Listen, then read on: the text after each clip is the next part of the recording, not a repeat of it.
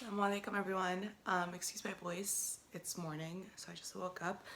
I am going to be doing a quick tutorial on, or like a how-to on making potato keema cutlets. So I made these last week, I believe. I made these last week and I gave some to my aunt and she really enjoyed them. I'm going to be seeing her tomorrow inshallah, so I'm going to peel these and I'm going to boil them. This is an incredibly simple recipe. The only thing that takes the longest time is just, you know, filling the keema into the mashed potato mixture, which I will show you later. All right. So yeah, so I've cut these into cubes. They're pretty small cubes, as you could tell. I'm just waiting for the water to boil, and then I'm gonna put these into the pot and then just go do my own thing.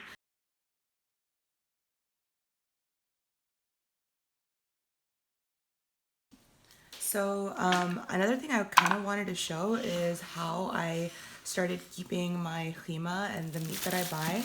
I usually, what I would do is like I would take it out of the bag, marinate it or cook it, and then freeze it into packets. That way when I would come home from work, there's very little to do and I can just like enjoy my afternoon and my evening and not need to work. And on the weekends, like I do enjoy cooking on the weekends. I'll spend some time and take my time and cook something. But right now, because I decided that I do want to cook a little something every day, what I did with my meat is that instead of marinating or cooking it, I cut it up into these little pellets. So this is about enough for one serving. Just defrost this. This is maybe a little bit smaller, but I think this is great for the cutlets. So I just defrost this. I put this on the side, it defrosts, and then I'm ready to go. Otherwise, you have the hassle of like defrosting the entire meat and then getting how much you want. All right, so the meat is marinating, and the potatoes are in the pot. I put the heat on low, or just like medium low, so that when I go and like do other things like prepare my breakfast, this doesn't overboil and this kind of just continues to cook. And then when I'm going to be ready to deal with making the next step of it, like the potatoes will be nice and soft and ready to go. So I'm excited. I really love this recipe. Like, you do a breadcrumb it, and let me actually show you what breadcrumbs I use. So I use, they're from Trader Joe's. They're called the Japanese style panko breadcrumbs. This right here. Okay, so here are the potatoes. As you can see that they've gotten really soft. So if I were to push this in like this, it just like cuts really easily. What we're going to do is that we're going to mash this once it cools down just a bit, and then we're going to use it to cover the keema, but we also have to cook the keema, and the keema has not defrosted yet. So anyways, this is the kind of consistency you want for your potatoes. Alright, so alhamdulillah, the plan worked. It's nice and mushed and it's like smooth. So you do have to season the potatoes. Salt, grinded powdered red chilies, and then some black pepper. Okay, so these are the red chili holes that I use. Red chili hole. So this is what they look like, and I popped mine in a coffee grinder, and that's what I do. And then I'm going to add some salt into here. All right, so I'm heating up the pan right now, and then I'm just gonna add the meat in. This is pretty fatty meat anyways. So like the fat within it will cook the meat. So I'm just going to first braise this and get this cooked and make the water evaporate, and then add all the spices in. So this basic stuff like salt, ginger garlic paste, like a little bit of ginger garlic paste, maybe some haldi, some turmeric, and some red chili flakes. Like really basic. No tomatoes, no onions, no nothing. Just the real basics. So this is on a high temperature. I did end up adding a little bit more meat. I defrosted it quickly and just added it in. So as you can see, like, look at all this. It's like a combination of water and quite a bit of oil, because I did buy a fatty minced meat.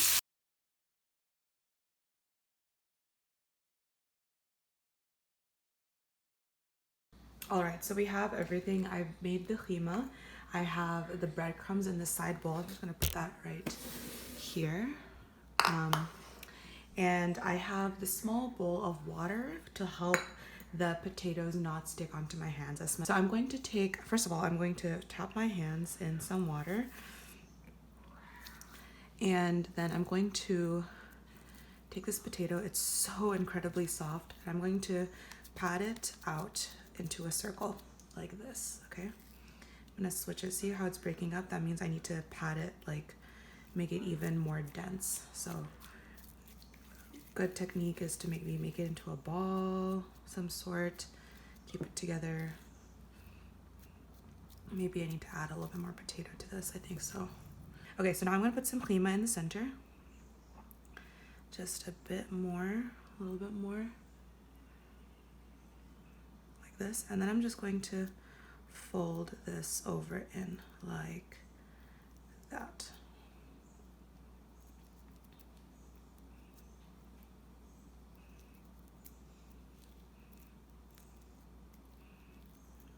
Like this, okay?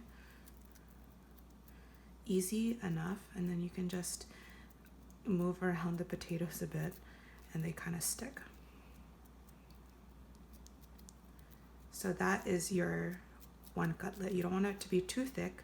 And remember, everything is cooked, so the frying part, the breadcrumbing part is just to give it. Okay, so this, and because this is wet, I'm just going to put it in my breadcrumbs here. Just coat it.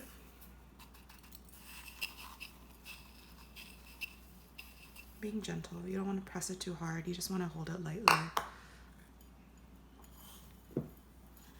Maybe you want to press in the breadcrumbs into it so they stick.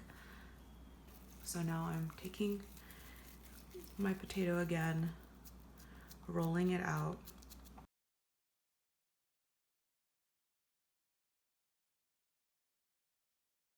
Side here, I have some butter. I had a little butter left, so I took the fork that I had and kind of shredded it up because I do want to add it in so it helps brown it up.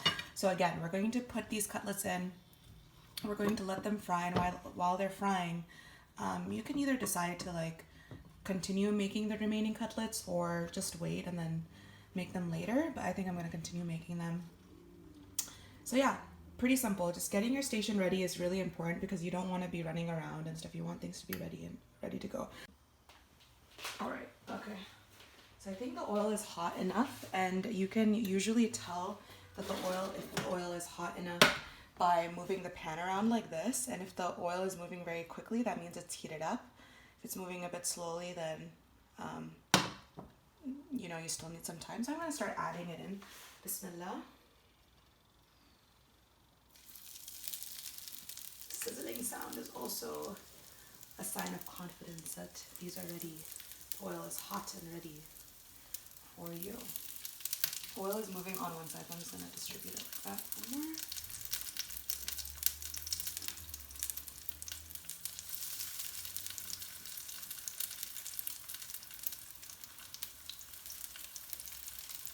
Another tip I learned, like debating on whether I should put another one or not. I don't think I am going to put another one, so I have room to flip it. If I fill up this pan, then I won't have room to put my spatula in and try flipping it, so I'm just going to keep one out. And I'm just going to add the butter here in the center area.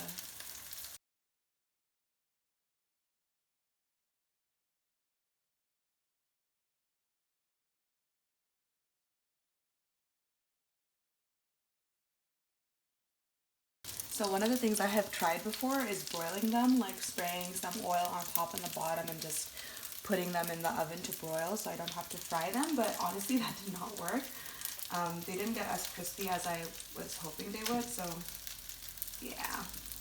Alright, so a few things I've learned.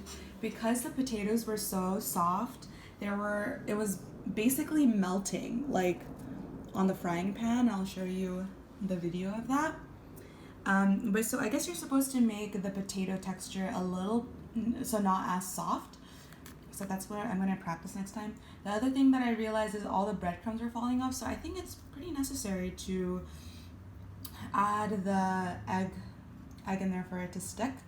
And then lastly, I started off with a little bit of oil, about 5 teaspoons of oil, but definitely increased it because nothing was really happening And I think it needs to touch the oil when it's super hot, like instantly, and just like let it cook absolutely completely so you can get a nice brown thick layer.